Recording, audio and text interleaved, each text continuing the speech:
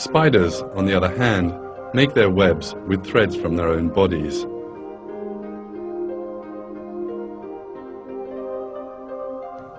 Spider thread is 5 times stronger than steel of the same thickness. Even large flies which move fast through the air cannot escape the strong and flexible trap of the spider web. There are sticky droplets on black widow spider webs.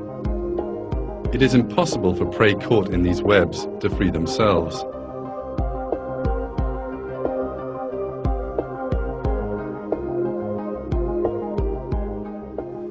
The spider's web is sticky, flexible, and amazingly strong. Beyond being a trap, this web is actually an extension of the spider's own body. The spider feels the vibration of every prey that gets caught in the web and catches it without delay.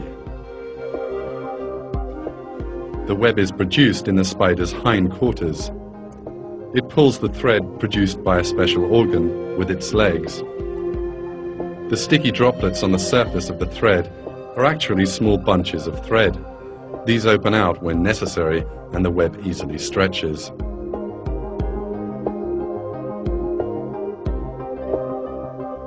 There is no doubt that it's the inspiration God gives this creature that causes the spider to build this architectural marvel.